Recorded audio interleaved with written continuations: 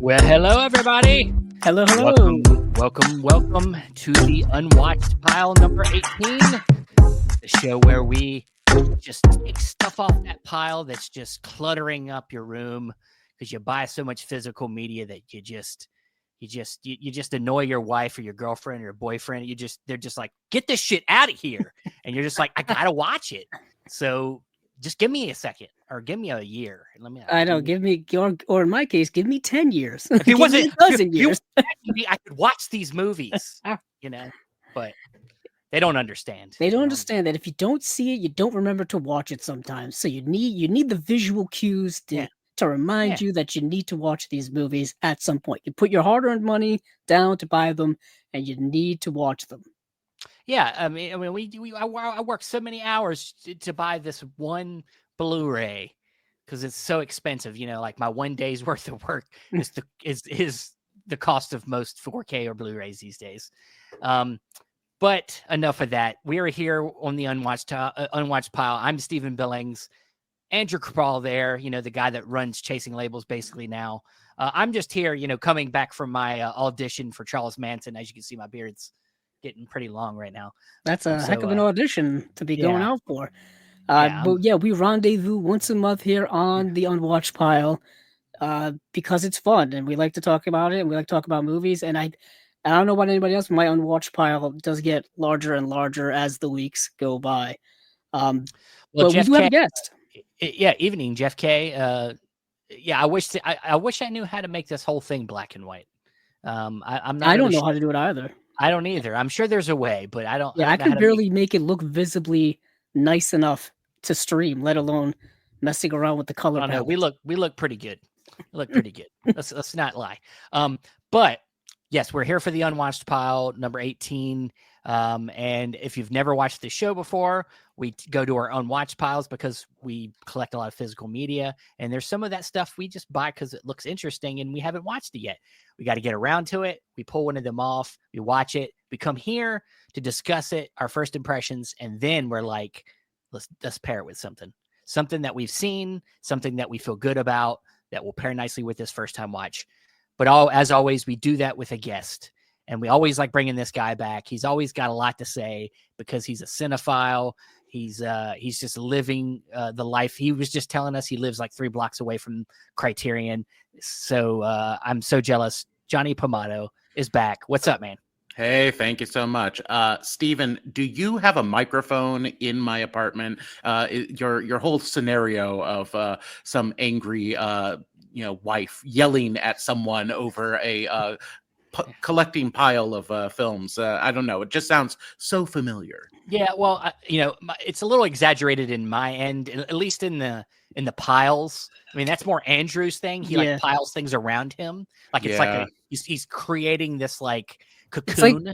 It's like in Game of Thrones where they've got the throne of like I look swords and stuff. Mine's just movies. Well, but I also kind of look at, because I'm a Cronenberg guy, I kind of look at your situation more like body horror. Like eventually the movies are going to start fusing with your body. Yeah. Nice. And then like a DVD is going to just come out of your mouth. Like, it's going to be like, yeah, it's going to be like Tetsuo the Iron Man. For those of you who the Iron Man. You just start fusing with Blu-rays, and that's how we'll find you one day. What a way to go, though.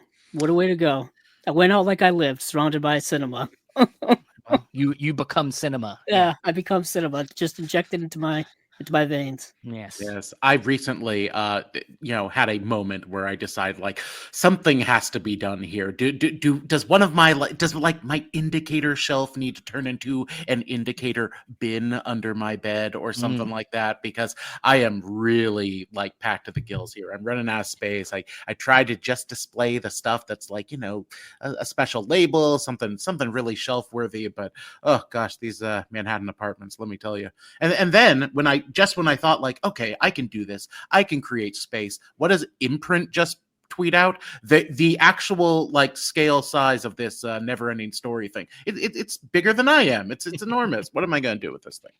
Well, it's never ending. They're just trying to go along with the title. I mean, that's a saga. Longer than Star Wars. We talk about needing shelf space, but. We'll just start with these one first time watches we all chose tonight. So happy Noirvember. Yes, Noirvember. We chose the theme since we are in November. We love to celebrate Noirvember. I always find it actually kind of this is actually easy to find noirs personally that I haven't seen because there's so many of them. There's so many noirs. All these labels put out tons of noir sets that I own that are just kind of just waiting for me to just pick something out of it. And I picked one that isn't in a box set that I just kind of have needed to get around to that I was really excited to watch, but we'll get to me later. As usual, we always like to start with our guest who has brought us which film is your first time watch? Well, I can relate to everything you're saying here in that, Indicator and Imprint and Kino, they put out these really great noir box sets. These and usually titles that are fairly obscure. They're not the big heavy hitters, and they sit there on the shelf and they mock me because I get one and I think like, ooh, I really want to watch that one, and then maybe I watch one and then I put it back on the shelf. And what I should do is like just blast through a set or something, and that's what. With hubris, I thought I was going to do this week. I thought, let me get one of these shelves, these sets off the shelf, and I can watch as many as I can. And I thought, like, let me stay thematic, and I thought I would do the Indicator Whistler box set. I did 3 of them, but really just the first one is I'll stick to. But yeah, this has been on my list for a while. I was really excited. Actually, during lockdown, I was doing some radio dramas, some like on Zoom and some other things for a local theater company. And I did a few episodes of The Whistler, which was my first real exposure to it. There were a lot of old radio programs I used to love when I was younger and would listen to regularly. Never did The Whistler.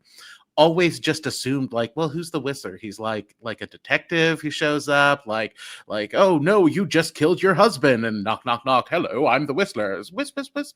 I didn't want to blow out my microphone with a whistle or something. But no, it's I learned when I did these radio plays live that like, oh no, the Whistler is more of an idea than a human being. He's not a character per se. I mean, you could read into him any way you want. He's he's like the Watcher from like the Yeah, he's just kind of like always there, but he's never getting involved. Yeah, exactly. Yeah. He's vaguely satanic. Maybe maybe he's death incarnate. He's the Grim Reaper, and he just sort of watches over these situations and is rather amused by them. But yes, he narrates each episode, or doesn't narrate so much. He introduces the characters, and then every once in a while he'll chime in and say, "Oh well, look what he's up to right now. How do we think Richard Dix is gonna get out of this one? Only I, the Whistler, know." So yeah, what a fun discovery too. That the first Whistler film, and I think a few down the line, is directed by William Castle, who I am a huge fan of. And this is like so his bread and butter, right? Like this is, it kind of has this feeling of like a precursor to Alfred Hitchcock Presents or The Twilight Zone, with the Whistler as your host. And yeah, it feels like definitely in that William Castle vein of like, almost a little gimmicky at times, a little schlocky, but he commits to it. I know both of you have seen maybe all the Whistler films. I know you all have this. I think Andrew saw them all back when it was first announced, and I've watched because I bought the set as well. I think I watched the first 4 maybe. I'm 3 deep, and I'm impressed that they are varied in their like sort of approach to storytelling. They're not all like, some guy just committed murder. I just watched one with like sort of amnesia story. One thing that I was surprised to discover is they're all Richard Dix. Like, well, actually, I don't think he's in the later ones because I think he dies. But it was seen as this vehicle for Richard Dix, the actor, who we know from many other noir films. I didn't it's an odd approach, I would say, because you would think like, oh, it's like an anthology series, like it's a different story every time. The only connective tissue is this Whistler character who is narrating it. You could have any actor in there. It's odd to have the same one again and again. He is very good. He has that deep Richard Dix voice.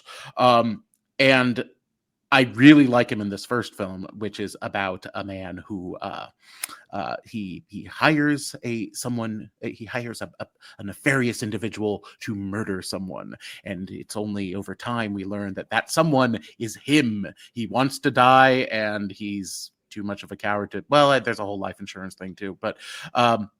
Yes, he wants to be killed because he is grieving the death of his wife, who was lost at sea, drowned. And little does he know that only after paying out to the guy to kill him, a telegram comes in. It's like, sir, your wife has been found. She's been in a Japanese internment camp. Good news, we're bringing her out to you. And so suddenly he has something to live for. But wouldn't you know it, the guy who he paid to have him killed was killed himself just moments after handing the job off to his number one guy. So he doesn't know who to go to. He doesn't know how to cancel the contract. And it's really fun. It's super twisty. You really don't know what's going to happen. It does deal some little surprise blows down the line. You get different points of view. You get the guy who is going to kill him is a character in his own right, and he goes through some moral quandaries as well. And then you have that Whistler who you never see, but every once in a while, like even the characters can feel this ominous presence of the Whistler. So. Yeah, there it is. I really enjoyed this one. I liked the other two. The second one is, I think, pretty strong mark of the Whistler. And then the Power of the Whistler, the Amnesia one, little silly. Not sure if Richard Dix... They vary in quality when it comes to storytelling, for sure. But they all seem to be... There is a consistency to them that I think that they're taking... some swings. Like all of them start, especially the later ones. When William Castle leaves, they start trying to take more swings because they think that's what William Castle would do. I think it's still there's still enough of a watchability to the ones that as they go along. I do need to finish it out, but that's what I thought it was and it's fun that they're all like an hour and 15 minutes. I was gonna say, it's like the other nice thing about it is that they never, even the ones, if you have a bit of a dud, they don't overstay their welcome. Yeah. Like you're in and out pretty quick. I think the longest one is like 100 or 71 minutes or something.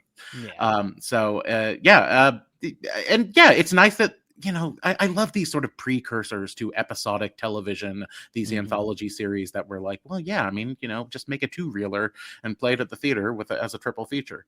And these are really fun. I'm definitely going to finish out the set for sure. Awesome. Yeah. Beautiful set too. The green. Oh, they Indicator, we've talked about it many times. Indicator just knows how to do a set. I know. I can't put these things under my bed. What am I thinking? Yeah, what are you thinking? You have to display them all. Jesus. It's more likely you should just put like, do you have like all the Saw movies or something? No, I don't. But my co-hosts on my podcast are obsessed with the Saw movies. And I think I've seen 2 of them. And well, it's enough for me. That's enough. Enough. Great, man. I love the pick when you told me you were going to do the Whistlers. I was like, okay. Well, now I'm really curious because you told me that you're never going to guess what I pair it with. So that was sarcasm. It'll be obvious once you see it. So it's going to be a movie about somebody that whistles. No, there might be some whistling in this one. Yeah, I think someone whistles. Okay. All right. Well, we'll get back around to that. Andrew. Yes. Please tell us about your first time watch. Okay. My first time watch is coincidentally also from an Indicator Noir set, and that is from Noir set number 3, Columbia Noir number 3. And just like Johnny said, these are gorgeous, incredible sets. That was really what got me into the whole Indicator / Powerhouse brand, was really these sets, because when the first one came out, people could not stop talking about it. And then, of course, they came out with subsequent sets. Well, I believe the Whistler's their latest Columbia one, which is number 6, I want to say. Yeah. Yes. Yes, I believe so. Yeah, number 6. Because number 5 was the Humphrey Bogart set. Yeah. That was the Humphrey Bogart set. And then, now, of course, now there's Universal Noir, and they're doing Universal Noir. They already have 2 of those out. But these Columbia sets, dive a little, not quite deep into the Columbia back catalog of stuff, but deep enough to where you get certain film noirs that you haven't seen before, or perhaps certain B film noirs, or whatever the case may be. And the one I chose to watch from this set here is The Sniper. The Sniper, which is directed by Edward Dmytryk, came out in 1952. This is one that I saw many people that I follow on Letterboxd had already seen, including Steven himself. Probably dove right into from this set. And these come in these thin digibook collector's packages, if you will. Not the regular size cases, but this movie is interesting to me because it's something of a precursor to a lot of other things later on, and certainly things that a lot of more modern films. So this movie is about a guy who you would guess is a sniper, and what he does is that he has this compulsion, or he's fighting against himself to have this compulsion to kind of go out and shoot people with his sniper rifle, specifically targeting women. So he's someone who's specifically targeting women because of certain background reasons that they don't really quite get into too deep in this film, but you can kind of see what they're going for. And in the movie, he's constantly battling, constantly fighting against himself, constantly carrying on existential crises throughout. And I found it interesting because you didn't see a lot of that within film noir. Usually film noir is a little bit there's a little bit black and white kind of stuff going on in film noir. Not to be too specific about it, because most classic film noir isn't black and white. But this movie was just kind of filled with gray. And I know gray morality is a big thing within the world of film noir as well. And I felt like this one took it into an even darker direction, with this man just kind of I would say absent-mindedly killing people on the street. Women who are connected to him, women who are not connected with him. It could be some woman that he just sees from afar, and she just like annoys him innately for just existing. And that gets into a lot of interesting thematic things that I think are very contemporary, specifically things like misogyny and hate towards women, and the whole kind of battle of the sexes between men and women and things like that is ripe within our society now, especially when it comes to social media and all phases of political world, sports world, pop culture in general, all of those things. And to address some of those things in 1952, I found to be rather fascinating and way ahead of its time. Rather progressive, really.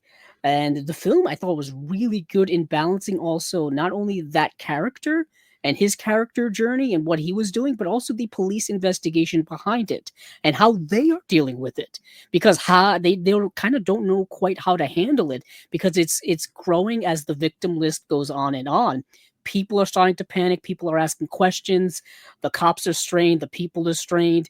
It gets to the point where if you find anybody who kind of looks nefarious, people will, bring them to the cops or something, or blame them as being the sniper, if you will. It's very interesting and fascinating how you get this kind of balance between those two worlds, and also dealing with the idea of mental health when it comes to criminals and criminal acts and evil morality and all of those things.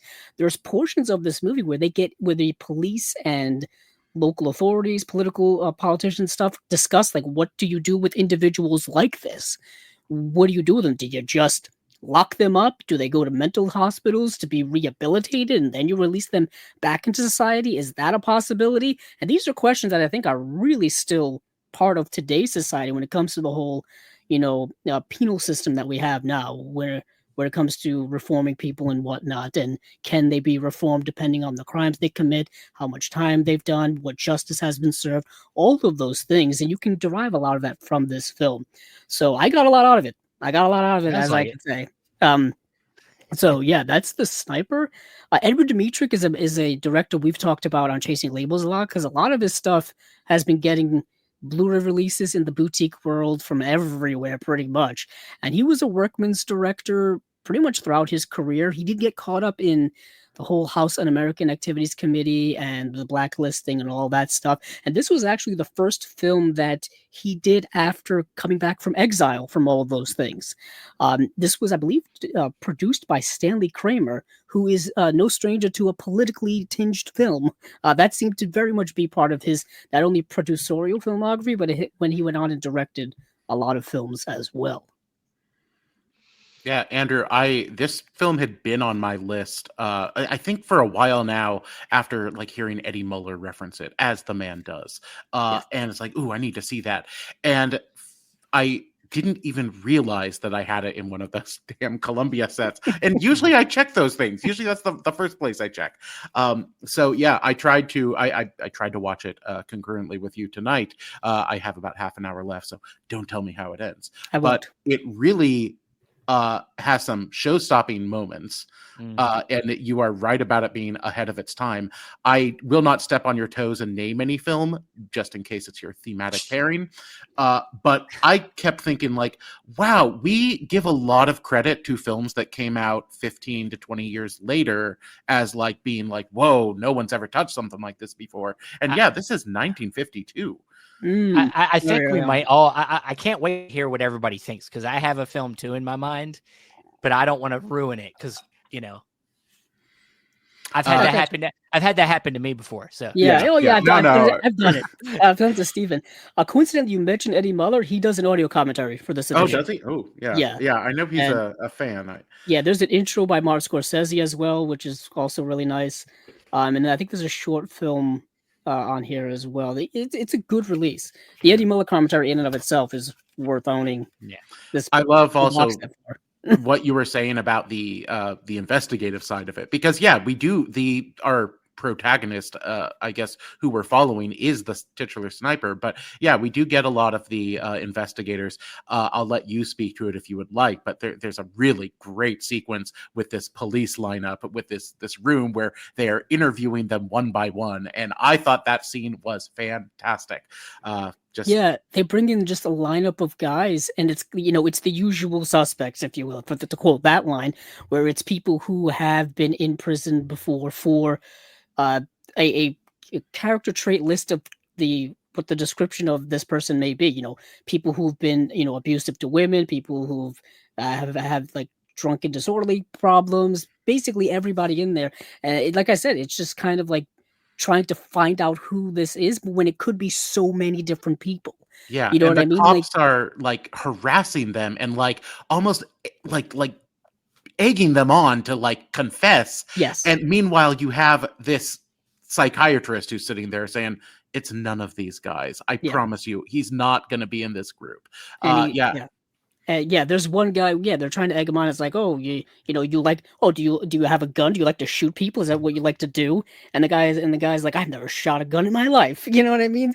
It's kind of one of those scenes where it's those back and forth between the police and the people, and there's several scenes like that. Yeah, and they're just trying to figure it all out. Yeah, and just a great example of how, like, the cops, like, this is a new kind of crime. I mean, look, murder has existed for a long time, but something about this feels different. And you have this group of police who are like, we don't know how to solve this. We don't know who to profile and how. This is something new that we're not used to. It makes me bring up the idea that the whole concept of a serial killer, in quotes, has only been around, I think, since the 1970s. Mm-hmm. So it would be decades before they kind of figured out this whole profiling thing and trying to get that down to a science. And so and this is like urban type setting. Like, this is in a city. It's set in San Francisco, but they don't tell you it's San Francisco. Yeah. You just have to look for the bridges in the background. Yeah, look for the bridges and the hills. That's where all the killers are. That's where all the serial killers, famous ones. What is interesting is that it is a West Coast noir. A lot of noirs were more East Coast based. New York City predominantly. So that was interesting how the city kind of plays a role in that as well. But San Francisco gives a different vibe than a New York City. It for some reason San Francisco feels more wide open, maybe because there's less skyscrapers, so you see just more air. That's how I felt it, and it kind of made the film more wide open in terms of like where these investigators have to search. Like it feels so much larger as opposed to New York, where everything is so like intimate and small. Then you can perhaps, be within a certain radius. And you could find who you're looking for. I just felt like San Francisco felt more wide open to me. Yeah, it's less densely populated for sure. Yes. You could walk for a mile in San Francisco and not see a lot of people, depending on where you are there. Yeah. It's been a minute since I watched it, but I always found that it was just alone ahead of its time on the fact that it was just so kind of shocking, with its violence, with its gun violence. Like it was just, I was like, wow, this is a 1952 film, like in its imagery of shooting people, and like it just felt like it was. I was like, why doesn't this movie get talked about more? Like it's pretty out there, so, but yeah, I'm glad you finally got a chance to watch it. So, all right. Well, before you got anything else? I'm sorry. No, I'm good. I'm just waiting for you to get into yours. Well, before I do that, we've gotten a lot of comments, people coming in. Humboldt Horror Honey says hi. Of course, we got Josephine jumping in saying hey to everybody. Of course, Josephine's got a bunch of first time watches. Ooh, that's have anybody seen Tango and Cash is a classic. Destry Rides Again. That's good. Oh, I love Destry Rides Again. Yeah. I've been meaning to. My wife does karate, and I've been meaning to show her They Call Me Bruce, like on one of those nights where it's like, okay, let's watch a real Bruce Lee movie, and then let's watch the horribly offensive parody of Bruce Lee movies, and enjoy both of them for different reasons. Yakuza Graveyard, I believe I've seen. I think that's Fukuyama is the director. Listen, that's the Radiant. Radiance put it out. I have it. Yes. I did it on one of the Unwatched piles. Yes. Also, some music she heard on the radio, I believe. Oh no, that's movies. Where's your music? Here we go. Some songs heard on the Hold My Hand. Hold My Hand. The song you hear all the time. Are You Gonna Be a Girl? Jet, man, I met Jet back in the day. They were touring in America, and I got a chance to meet them all. They're good guys. Australians. They're actually getting back together, make a new album. Nice. But everybody wants to know why this isn't in black and white once again, and I'm telling you, I would have done it if I knew how. You mentioned fedoras. I was thinking of getting my fedora. I got halfway up the stairs, and I'm like, oh, forget it. I've worn it before, and it doesn't quite work with the headphones. I have to have the headphones like leaning back, and they fall off. It's a whole big thing. I could take up smoking if you think it would help. Like, you think that would we could all smoke. Picture? I'm drinking coffee. Is that kind of noirish? Sure. I in an Edward Hopper sort of way. I mean, I could turn off the lights and it would be really dark in here. I know. It'd screw with your lighting, though. Yeah. But, all right. So, getting around to my first time watch. This was one I've been kind of looking for an excuse to get around to. I guess I'm the neo-noir guy today because you guys are doing kind of classic noirs. Mine is a neo-noir. It's a color film. So, and this one, it came out in 2005, and that is the South Korean film, A Bittersweet Life. This is the umbrella release of it. I know Second Sight just put out a 4K. I'm kind of want to get it, but I don't know. This is a good release. I don't know if I need to jump over and just buy it again. I do that too much. So, but this is Bittersweet Life, directed by Kim Ji-woon, who is, I Saw the Devil. I think it's Good, the Bad, and the Weird is another big one he did. And then I Saw the Devil. Oh, yeah. And then I said that already. Yeah, Tale of Two Sisters. Tale of Two Sisters. Great film too. Really good director. And so Bittersweet Life follows played by the actor Lee Bong-hung. I don't know. You know me, I can't pronounce names. But he's been in a lot of films. He's actually been in some American films as well. I believe he was in the remake of Magnificent Seven. But you would know him. He was in I Saw the Devil and everything like that. But he plays kind of the lead in this film. He's kind of a head of security type for this mob boss. You know, he's you know, and their home base is in like this big hotel. But so he's been working for this boss for I think he said 7 years. He's just kind of very clinical. He's very much, you know, that's all he does. His whole life is this life, working for this boss. And one day his boss calls him in and says, "Hey, look, I met this woman. I'm smitten with her. I fell in love with her, but I think she's seeing another guy. So I need you to go and check to see if she's seeing another guy. I'm going out of town. While I'm out of town for 3 days, you go see if she's seeing another guy. And if she is, then I'm going to need you to take care of it. You know, I'm going to need you to kill him." So, you know, he feels a little weird about it, but, you know, it's his job. So he goes and follows this girl. You know, he meets her, and, you know, he seems to kind of take a little bit of, you know, he's keeping his distance, but he's kind of like watching her with curiosity. And then, and this isn't spoiling the movie. This is the setup of this is the beginning.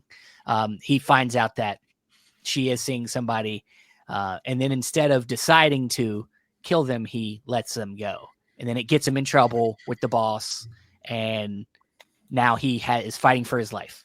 That's the movie, and it's awesome.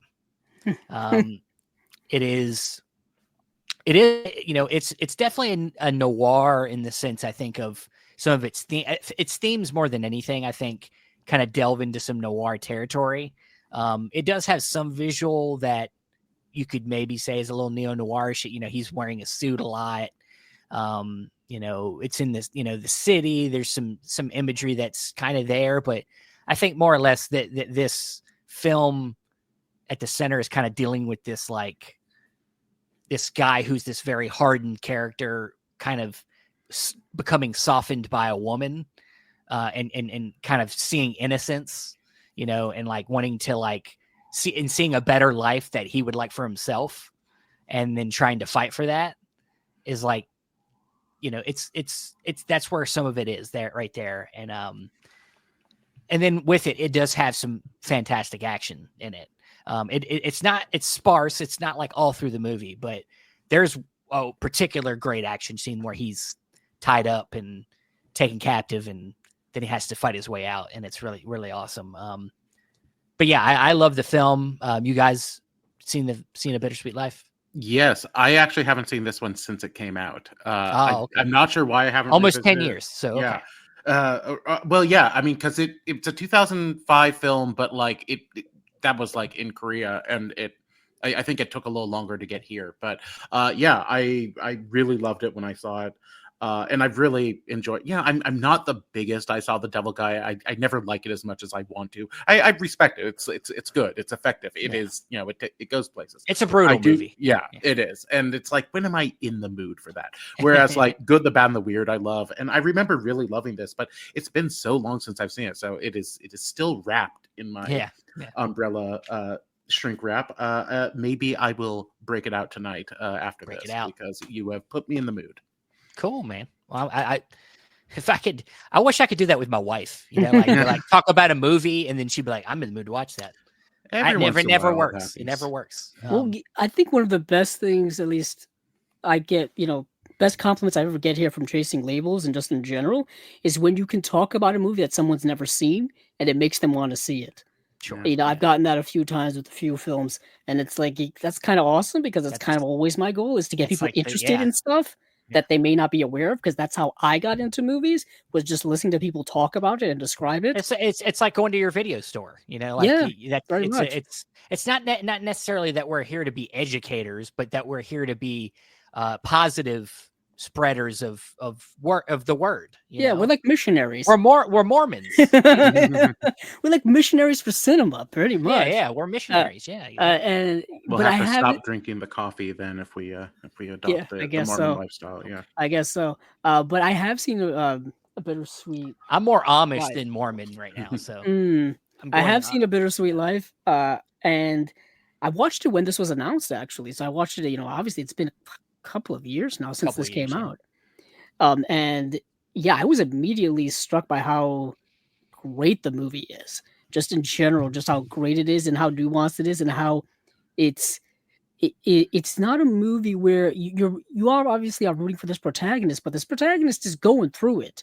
You know what I mean? He's not this superhero superhero guy who can overcome everything. He's going through a difficult time because he's within the world of organized crime in any faction.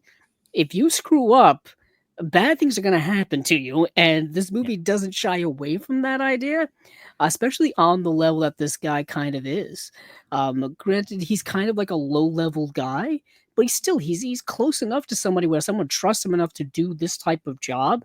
But if you screw up at that level, there's consequences. You know what I mean? Things are going to happen to you. So I was really fascinated by that. And I think, Kim Ji-woon is also a director whom, from what I've seen from the work I've seen from him, he doesn't shy away from really anything. Like, he goes for it no matter what. And I can really respect that. And there's something that, Korean cinema has an edge to it that you don't really see a lot here. And you don't see a lot in other kind of foreign markets and foreign cinema and things like that. And I can bring up things like, Bong Joon-ho's films, and of course, there's the Vengeance trilogy, Park Chan-wook, and all that kind of stuff as well. All of those directors are kind of in the same type of playground. So if you like one of them, you may start liking the other ones. They tend to be able to find a way to mix violence and social political satire into all their, like, they find a way to weave that shit like crazy, like in all of them directors in some way. And it's very, very good.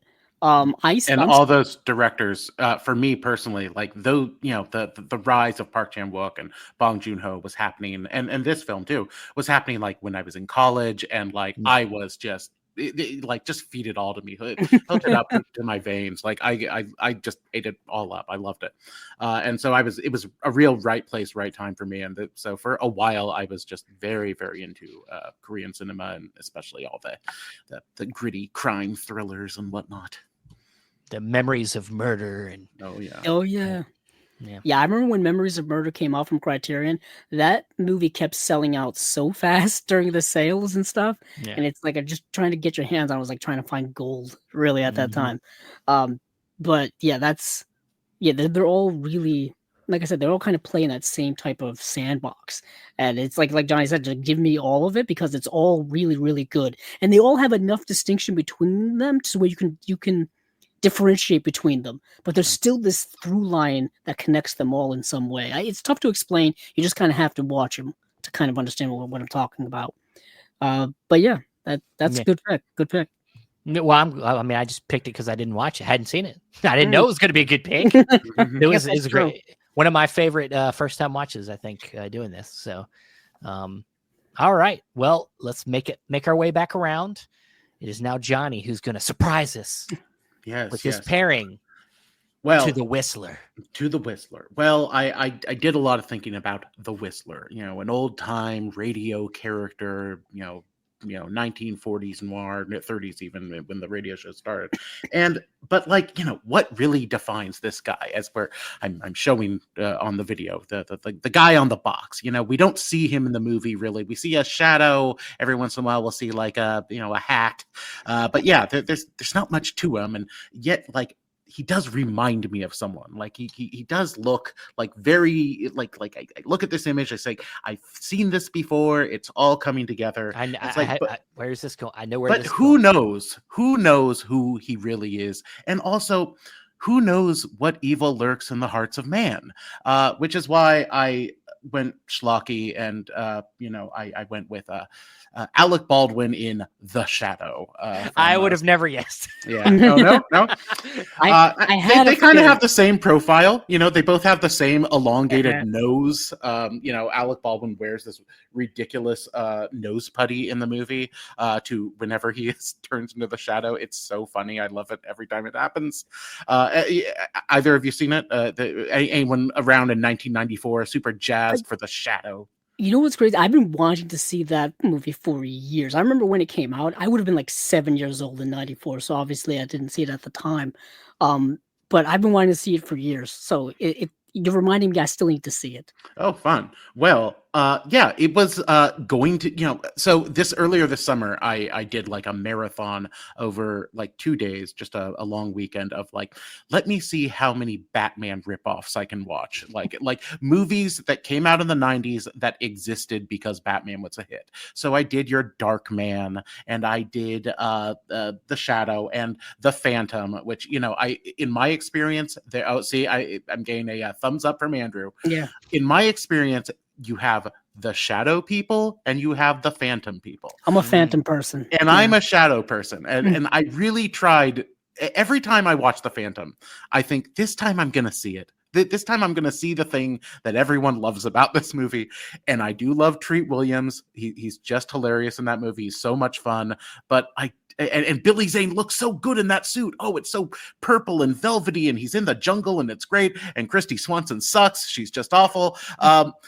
And I never have as much fun with that movie as I want to. I think that the ideal way to watch The Phantom is like in a bar with the sound off. Like you're just like catching glimpses, and you'll see it and go like, oh wow, this movie looks freaking great. And then you watch it with the sound on. It's like, it has its moments. Meanwhile, The Shadow, I think, is a lot of fun. This was like when Alec Baldwin was, he had done his Jack Ryan thing. They were still trying to figure out what to do with him. He was kind of resisting movie stardom. Anytime he came close to something, he would go to Broadway and do a play. And this was like maybe the closest he came to like doing a full-on superhero movie.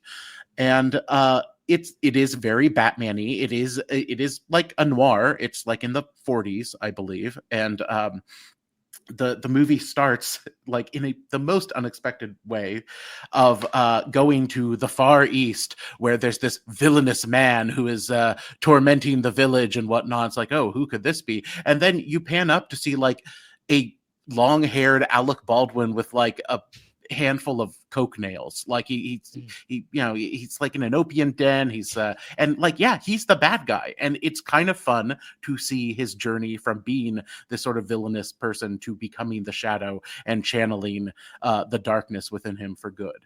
And this movie is silly, but in the best ways. It is also packed with character actors, unexpected ones too, like Peter Boyle and Jonathan Winters like popping up for no good reason. And you get Penelope Ann Miller is the femme, or not femme fatale. She's the like goody little shadow girlfriend. She's a little dull, I find. And then you have John Lone, fresh from The Last Emperor, is the villain, and he is really good. I really like him in this movie. You even have like Tim Curry like backing him up as his sidekick. This is an era when Tim Curry was always the villain, if he was available, and it's sort of cool to see Tim Curry like being just the second banana to John Lone, who was really great. Ian McKellen's in there, and they actually shot it in New York, which is weird because it's a period piece, and yet they're like walking down streets where I'm like, oh, I know exactly where they are. I can't believe they spent the money to dress this up to make it look like the 1940s. It's a hard film to defend. I don't think it's like great or anything, but it is fun, and it is a brand of superhero movie that I would like to see come back, because I kind of checked out of the whole Marvel thing, and even the most recent Batman ones. It's like, oh, we keep getting darker and grittier and more modern. And what I would love, and I do think someone's going to figure this out in a few years or so, I would love to see some of these franchises go period again. I would like to see Batman in the 40s. I would like to see James Bond in the 60s. I think it would be a fresh way to revitalize this.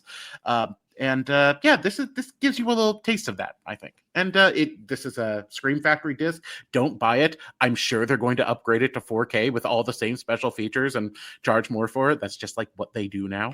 Just give it a few months. I'm sure they'll do that. But this is from a time of Shout Factory, Scream Factory, when they had the money and they would like produce really good special features. And you have like the director, Ann Baldwin, and Penelope Ann Miller, all of them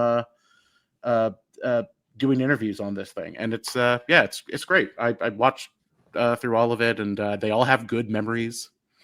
I was thinking about that. Jeff K is asking, but is there whistling? I think you get a little either Peter Boyle or Jonathan Winters like walking down the street whistling. I should have been more savvy to looking out for that. Well, you got the image though. I agree with you. The image of Baldwin it is very similar to the Whistler. So this could be like the prequel. Yeah, movie. they're probably buddies. Like they hang out. Yeah. I like it, man. I've never seen The Shadow either, and now I want to watch it. So I feel like I should watch that along with other great '90s superhero films, like not even just the ones you mentioned, but like things like even Mystery Men. Mystery Men's Borderline. That was at like '99. Yep. One of my wife's favorites. Yeah. There was just a lot of fun movies then. Yeah, even The Mask is a comic book. No, I think that fits right in there. Yeah, same summer. The Mask ate this movie's lunch. Mm-hmm. But awesome. Yes, I love it. I'm gonna do that. I mean, I've seen The Whistler, so now I just need to watch The Shadow, and I'll know after that if that was a good pairing. The other films that I did in that Batman, inspired by Batman series, were Darkman, Dick Tracy, The Phantom, and The Rocketeer. So I ran through all of those. Yes. And so The Shadow is not the best or worst of that batch, I would say. No. But it's fun. And I will admit, I was kind of cheating because I on my podcast, Authorized, we are doing the Shadow novelization in a few months, and I'm going to have to watch it again anyway. So it's like, let me kill two birds with one stone on that one. Nice. Awesome. Nice. Well, you got to do, man. You got to do that, man. Sometimes. Yeah. More shout outs. Another Steven. Nice. Yes. All right. Well, I love it, man. Andrew. Yes. Please tell us. Yes. Surprise. I think me and Johnny had an idea. We had some ideas in our head about what you're going to pair with this. So let's see if we were right. What's interesting is I also had some immediate ideas that popped into my head while watching it, and I didn't go in another direction that's too far off the mark, but it's a film that I don't really talk about a lot or don't talk about enough, and it's another kind of classic seminal film school type of film, and that is Fritz Lang's M. Ooh, that was one of the ones in my mind, but was that one of the ones in your mind? Because initially in my mind, I was thinking Peeping Tom, I was thinking Psycho. I was thinking Targets. Yeah, I was thinking Targets as well. Those are the three. And I couldn't remember if I had brought up Targets before on one of these Unwatched Piles. I didn't want to double do it. We really need to put our Yeah, I was almost. We're at a point now where we should probably go backlog so we're not like picking the same. Like, yes, certainly on Unwatched Pile, or I mean on Chasing Labels, there was a lot of Targets talk. When that came out on Criterion, we were all so excited. Yeah. Everyone couldn't stop talking about it. And I've rewatched it since, and it's still just as good. And that movie is probably as closely connected to the Sniper as anything, because it's literally somebody who goes on top of a rooftop or someplace and snipes people, and kills people willy-nilly, you know what I mean?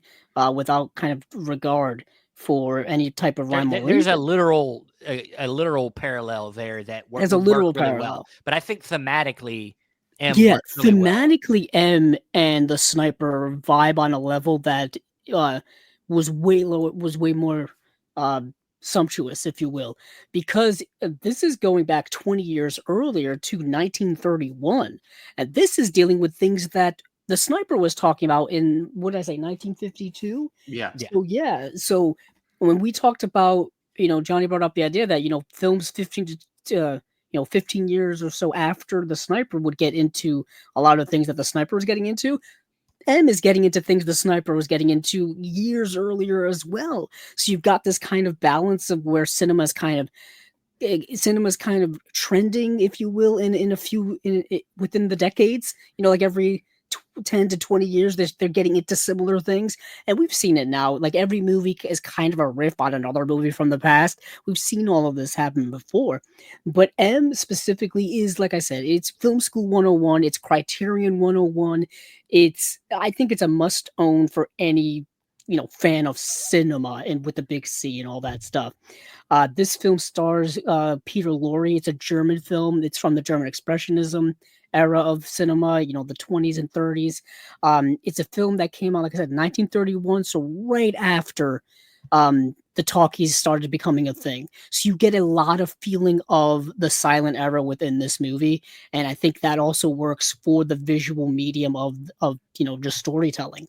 And this movie's dealing, whereas The Sniper was dealing with someone who is victimizing women, this is something that's, I would, it's still as bad, maybe even more sinister, in victimizing children, going out and victimizing children, and doing so because of an inherent compulsion to do so. Something that is still could be taken right from today's news headlines, unfortunately.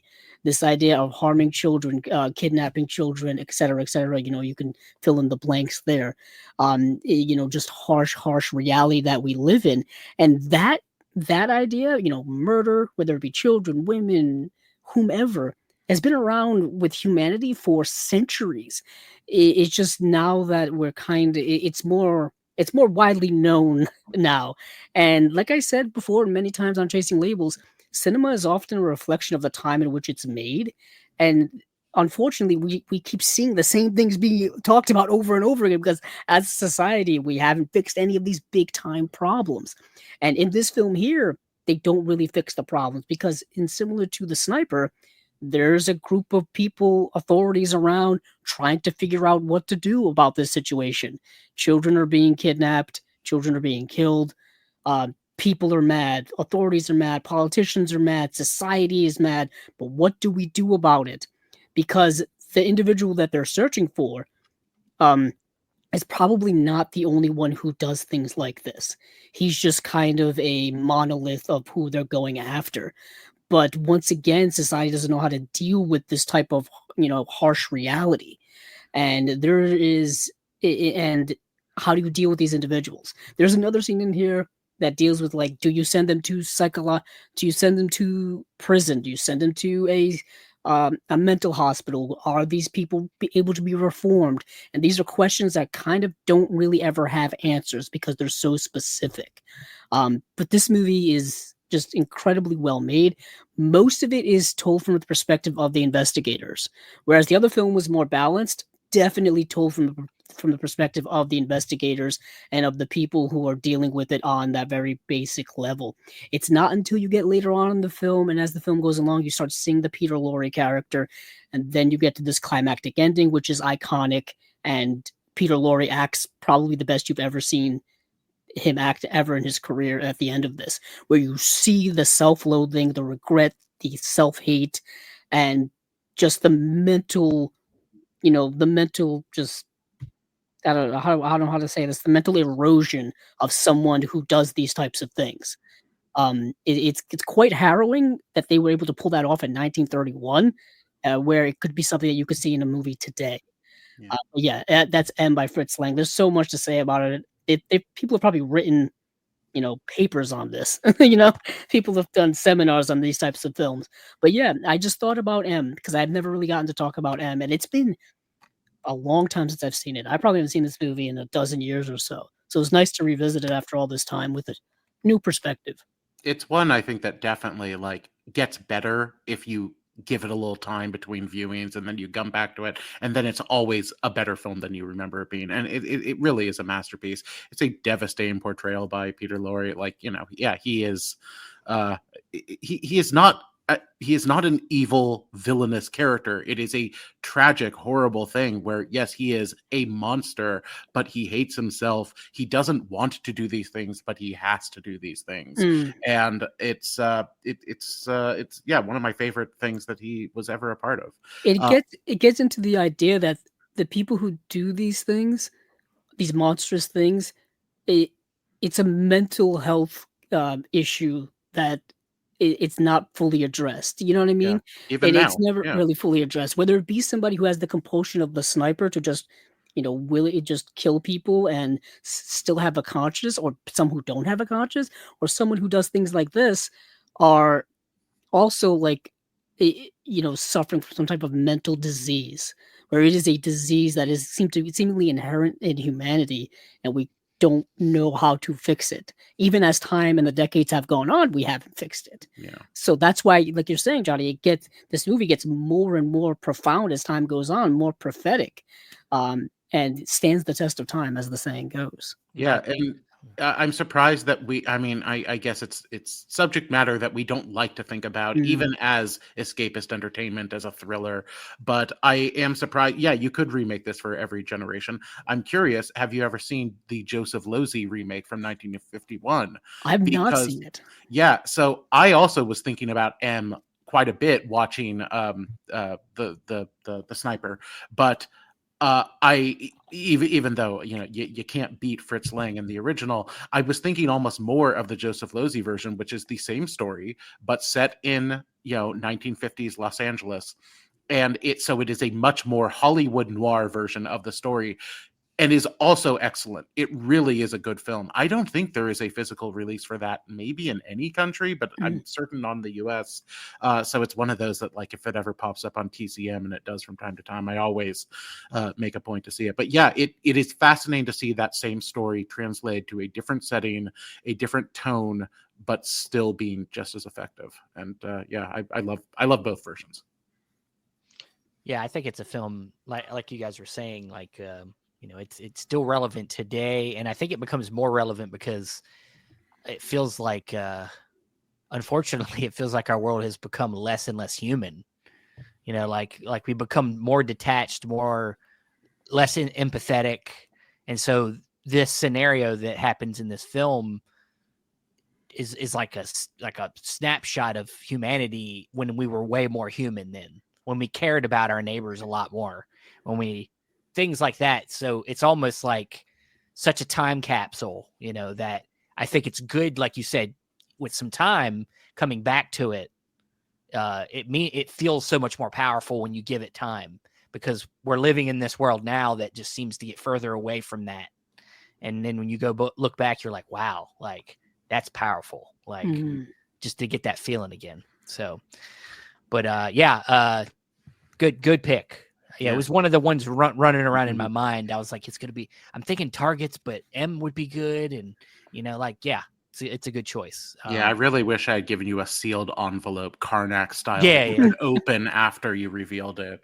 I knew it. Yeah. Jeff K says he thought you were going to do Deadly Tower as your pairing. I haven't seen it, but it's the film with Kurt Russell. It's a TV movie. Oh. Where he plays famous American sniper Charles Whitman. Okay. Based on Stephen King work. So, I haven't seen it, but I think I've heard about it. I've heard people talk about that film.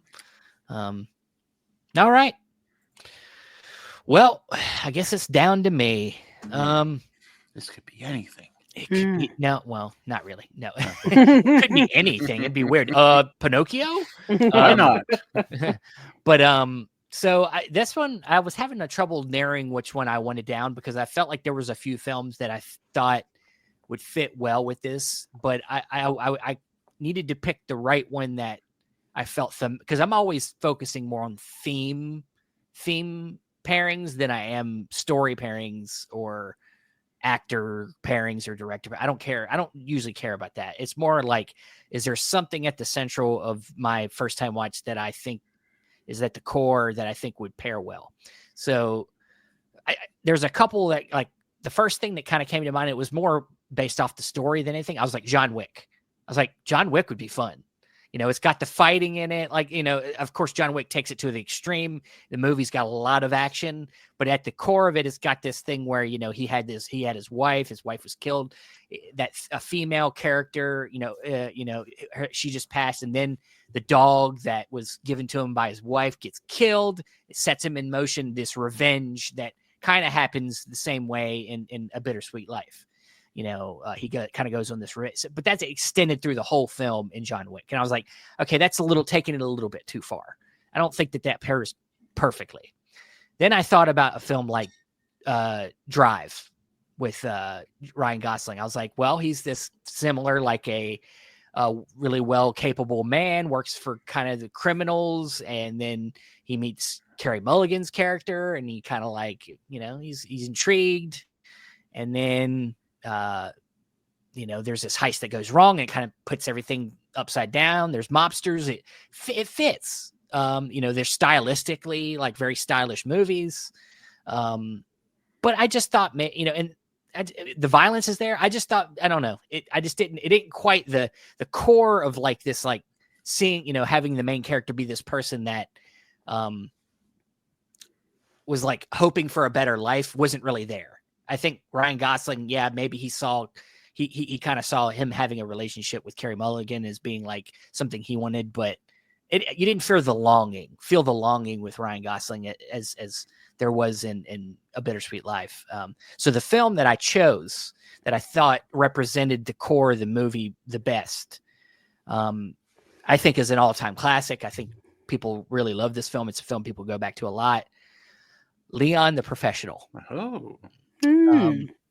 And yes, you know, Leon is not quite the same character, but I think at the core of the film, the relationship he has with Natalie Portman is very similar in a more focused. You know, if the characters, the female that our main character in Bittersweet Life would have had more time with the female character in the story, that would have been Leon Professional. Is what I'm kind of doing here. So I would watch A Bittersweet Life as the first film, and then I would say, hey, watch Leon The Professional, because in this film you have you know, a character who's in that life. That's all he does. He's a slave to being a hitman, and he's the best at it. He's like fucking Spider-Man, popping out of nowhere, popping out of shadows. Really great opening scene where he just scares the shit out of everybody. And then you have in the apartment complex he lives in, Natalie Portman, who's giving one of the best young performances we've had, is playing this girl who's kind of in a bad situation. Her family, she don't like her family other than her young brother. She doesn't really care for her living situation, and is kind of got a little crush on Leon. You know, kind of pays attention to him, sees him around, and then her family is all murdered, and then Leon kind of saves her life, and then she now wants to just be like him, wants to be, you know, a cleaner, as they call it in the film. And of course, if you know anything about the history of this film, it's directed by Luc Besson, who is a very controversial filmmaker. Even this film itself originally was a lot more controversial. People would still say that this movie's controversial, but the original script was a lot more controversial. It was actually, there was actual sexual relationship between the two characters, but through the cuts and the fact that Natalie Portman's parents were very heavily involved in keeping this film reined in, the film, I think, gives off to me more of a parental vibe to it between the two characters. Like Leon sees her as this innocence lost, you know, and Leon himself is somebody that's very innocent at his core. Like he's this hitman, but then you see him at the beginning of the film, all he does is drink milk the whole movie. And he watches Gene Kelly movies. Like he loves, you know, he loves Singing in the Rain. Like he's obviously this person that at his core is looking for good, but what he does is very dark. And so it gets externalized when he brings her into his life. He decides to take her in kind of reluctantly. And then through their time spent together, he gets a little bit more out there, you know, and they bond over kind of in a similar to Hit Girl and Nick Cage's character from Kick-Ass, you know, kind of bonding over doing this very dark thing, which is learning how to be a hitman. But I it's just also sorry to interrupt, no, but go like ahead. you describing the plot, and you know, for a movie I've seen several times, although it's been a while, but you describing the plot verbally like that, like for the first time ever, it made me go, it's like, oh, it's like kind of John Cassavetes' Gloria. Like I had never pieced together it's the same dynamic, other than instead of a sassy broad played by Jenna Rollins, it's a cool Frenchman played by Jean Reno. But yeah, I never like pieced together like it's the same plot, like it's the same setup and everything. But yeah, please proceed. Yeah. No, and you know, so Yeah, I just thought that to me, like one of the main things about Bittersweet Life was that, you know, he encounters this woman and it gives him a glimpse into a better life. Like he's like, life can be happy. Like that, you know, there's a whole scene in the movie where he like listens to this girl as he's like kind of watching her.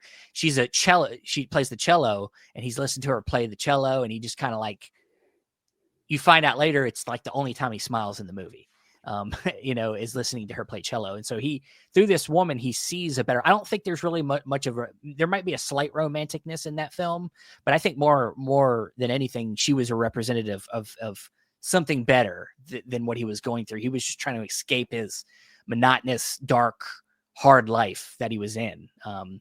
And I think that same relationship our main character has to a female in that film is similar to what we get in Leon the Professional, where, you know, this female character that gets brought into this very hard person's life kind of changes them and you know shows them that there's more than what they're used to dealing with. You know, I think it's a strong double feature.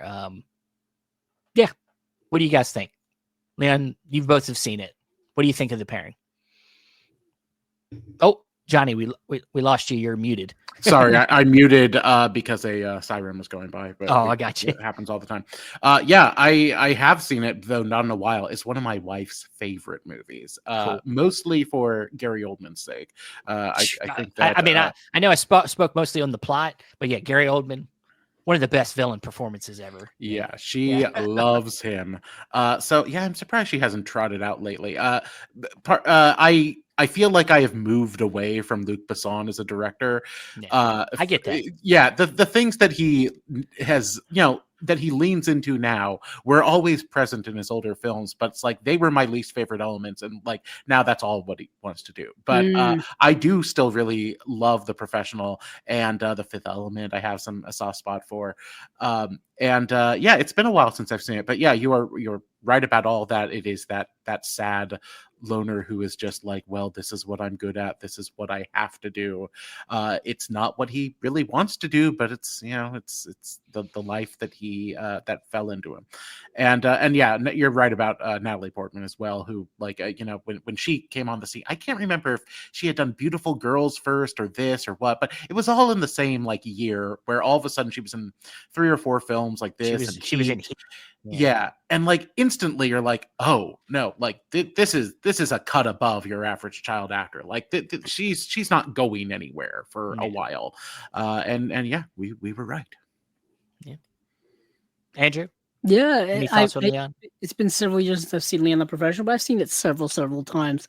It feels like one of those movies that you discover when, you know, you're first starting out trying to discover cool movies. You find some cool person who has seen all the cool movies, and they give you recommendations of like The Fifth Element, of Leon the Professional. They tell you to watch Pulp Fiction. They tell you to watch other 90s types of movies like Reservoir Dogs. And I would say this is one of them, like, quintessential 90s movies. Yeah, it's in that window of like, you know, cool 90s movies that all the cool people want to watch and talk about. And like you said, over the years, I think it's been tarnished a little bit because of Luc Besson. But what is interesting about it is people still want that sequel with Natalie Portman's character becoming the new Professional. I know time. It's been that movie came out 30 years old now. 30 years ago. You know what I mean? I just aged so much in the last and it's 5 like, seconds. I think the time for that may have been about a decade ago, but who really knows? But to be honest, they're making sequels to movies that came out 50 years ago. So I mean, Natalie Portman looks young. She's young, right? I'm just saying in general, in terms of the way the movie world works now, they're making, like I said, they're making prequels and sequels to movies that came out 50 years ago. Yeah, like, this legacy sequel business is very popular. I'm not sure if it's yielded many big success stories yet. I don't know. I'm sure there's a few that I liked. The Jurassic Park movies hit, but I mean, like that was only, you know, 30 years ago as we're talking right now. Yeah, but they made money. Yeah, and I know they've kind of just continued. These franchises really have never died. The ones that have been successful really have never died. Yeah. Like Mission Impossible is still going. James Bond is still going. Star Wars is still going. I mean, they're going to be doing more with the various horror films. Alien just came out with a new movie, and Alien came out in the 70s. You know what I mean? And they're going to do more with that world. Predators came out in the 80s. They're doing more Predator movies. So I mean, like, it's not out of the realm of possibility considering the world we live in. And so Matilda the Professional. I guess they want, or just call it Matilda. You know? Yeah, I mean, I think the script existed at one point, Probably unless that's did. just internet lore. But I think that was something that Luke was trying to get off the ground at one point, and I don't know, Natalie wasn't interested, or the timing wasn't right. But yeah, it seems like a no-brainer. It also seems like the kind of thing that, like, maybe it's better in our head than it would be in reality. Probably.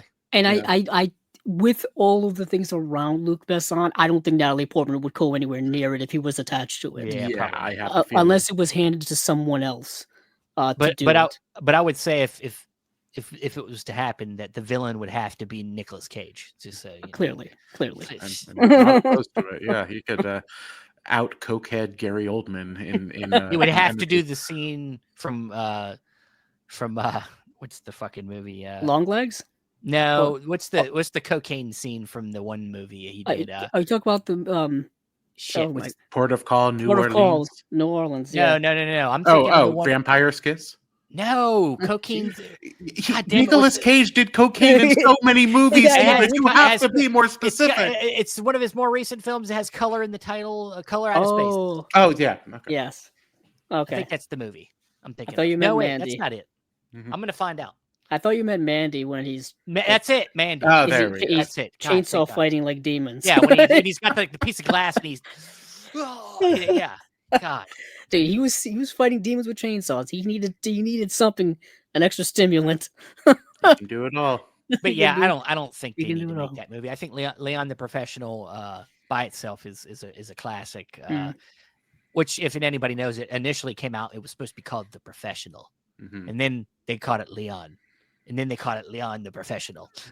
Yeah, the different cuts have different names. Yeah, theatrical, the extended cut, which is the international, was called Leon, I think, and then when they recut it again and put back in some of the stuff, they called it Leon the Professional. So, yeah, the history of cuts. That's Ridley Scott. Just thinking of him. Just Ridley Scott. Yeah, there'll be 2 more cuts of Gladiator 2 by next year. So, boy, could be. Spare us. Yeah. Sorry, I saw Gladiator 2 last week, and I hope everyone enjoys it. I was gonna say, I hope everybody else enjoys it. I did read your review of it, but I'm still gonna see it just out of curiosity's sake. You gotta see it. It's a new Ridley movie. I think I skipped his House of Gucci movie, but Denzel's having fun. That's all that matters, right? Denzel seems to be having a good time. That's all that matters. But that is it. That is it for this Unwatched Pile Noir edition. Johnny, as always, it's a pleasure. Oh, likewise. I love you guys. Love you too, buddy. Even though you make me buy things because you tell me how cool they'll be, and I'll say, I'm not involved. I'm not involved anymore. Now I have to take all the blame for all of the people in that situation because I try to make it sound so cool. Well, I got to make it sound interesting, or else people won't listen to you. Really, if you think about it. But yeah, once again, we will be having another episode of Chasing Labels this coming Monday, which is a date that I cannot remember off the top of my head.